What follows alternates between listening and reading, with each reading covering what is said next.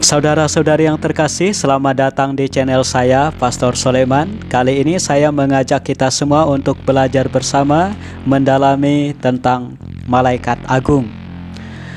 Bapak Ibu, saudara-saudari yang terkasih, sebenarnya di dalam menjalani kehidupan ini, kita tidak pernah sendirian. Ada Allah yang selalu menyertai kita, entah dia langsung maupun melalui para malaikat-malaikatnya. Para malaikat membimbing dan mengarahkan manusia pada keselamatan yang berasal dari Allah. Mereka siap membantu kita kapanpun dan dimanapun kita berada. Ada banyak malaikat yang membantu kita. Nah, pada kesempatan ini saya secara khusus mengajak kita semua untuk mendalami tentang malaikat, khususnya malaikat agung, yaitu Mikael, Gabriel, dan Rafael. Bagaimana dengan malaikat lainnya? Sabar ya, jawabannya ada di akhir video ini. Malaikat adalah ciptaan rohani Tuhan, yang artinya utusan Tuhan atau pesuruh Tuhan.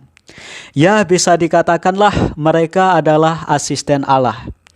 Dalam gereja Katolik, kita bisa menemukan kisah-kisah malaikat dalam Perjanjian Lama maupun Perjanjian Baru.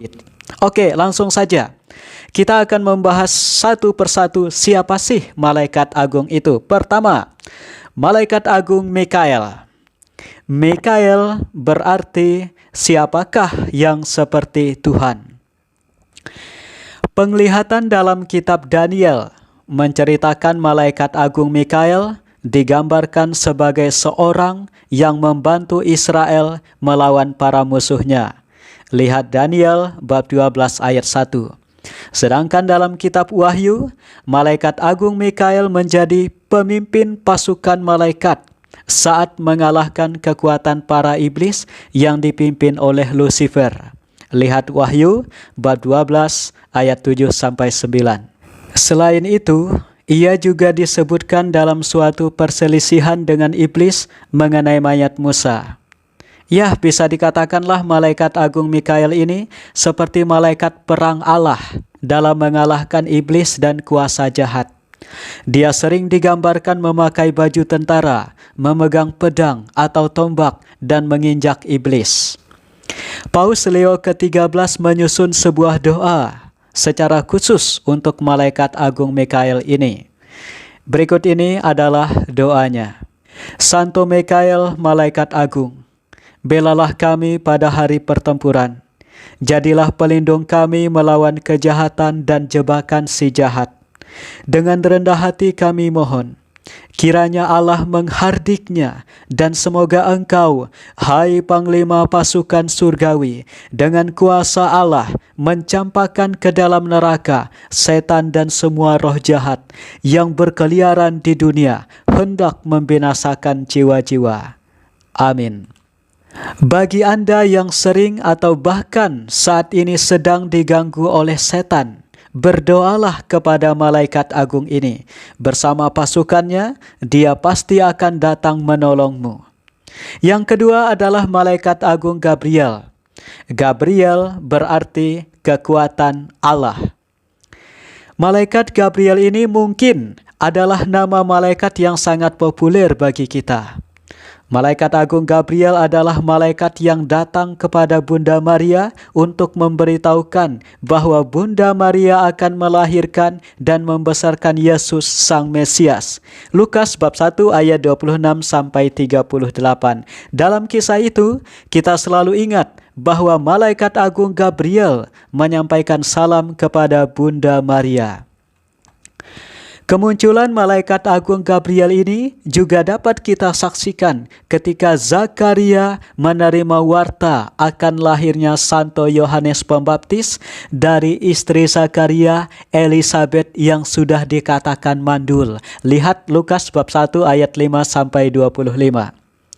Dari kisah-kisah tersebut sudah jelas bahwa peran malaikat agung Gabriel adalah mewartakan kabar sukacita. Dia adalah utusan Tuhan untuk membawa Injil. Dia seperti juru bicaranya Allah kepada manusia.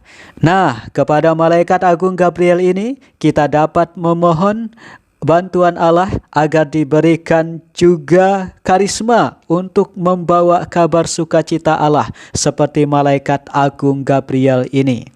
Berikut ini adalah doa kita kepada Malaikat Agung Gabriel.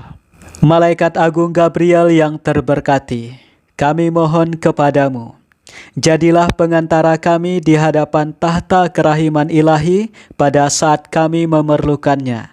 Seperti pada waktu engkau memberi kabar kepada Maria mengenai rahasia penjelmaan Allah.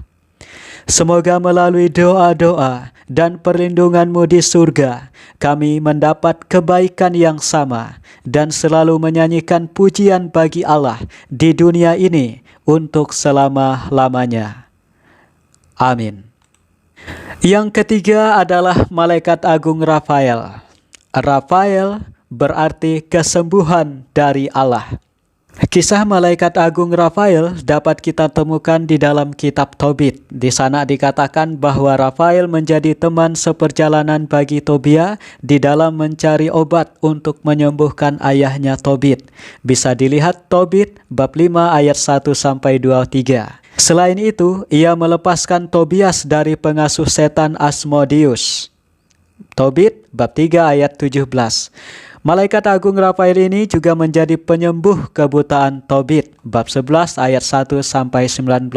Selain itu, Malaikat Rafael juga dipercaya sebagai malaikat yang turun ke dalam kolam Bethesda dan membuat air di dalam kolam Bethesda itu bergejolak hebat, sehingga barang siapa yang mampu turun ke dalam kolam tersebut saat kolam bergejolak, maka akan sembuh dari semua penyakit.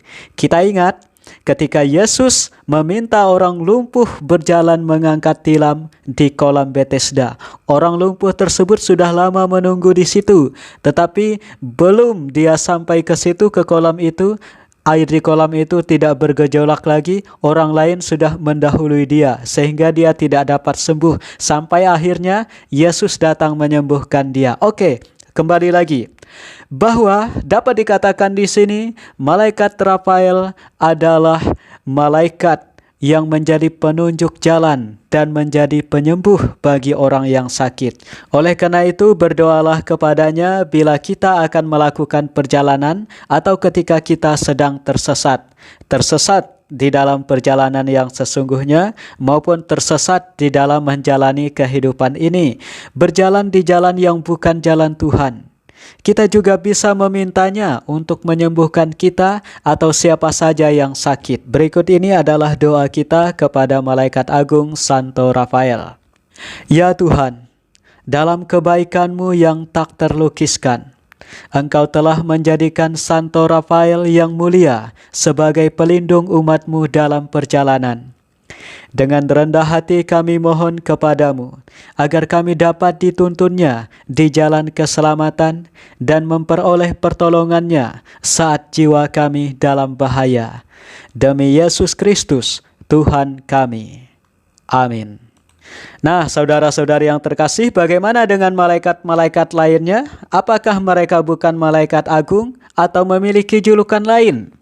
Dalam Konsili Roma pada tahun 745, di bawah pemerintahan Paus Santo Sagaria, Gereja Katolik secara resmi hanya mengakui nama 3 dari 7 malaikat sebagai malaikat agung, yaitu Santo Mikael, Santo Gabriel, dan Santo Rafael. Why? Karena hanya ketiga malaikat itulah yang sering disebutkan namanya di dalam kitab suci. 3 malaikat tersebut secara resmi diakui sebagai nama malaikat dalam doktrin Gereja Katolik. 4 lainnya bagaimana? 4 lainnya diakui sebagai kelompok kerubim atau makhluk surgawi, yaitu Santo Uriel, Santo Yehudiel, Santo Berachiel, dan Santo Sealtiel. Oke, demikianlah pembahasan kita pada kali ini tentang malaikat agung. Semoga ini berguna bagi iman kita, pertumbuhan kita kepada Allah, dan supaya kita tidak ragu menjalani kehidupan kita ke depannya, karena selalu ada malaikat yang menemani dan melindungi kita. Terpujilah Yesus Kristus dan Maria Immaculata.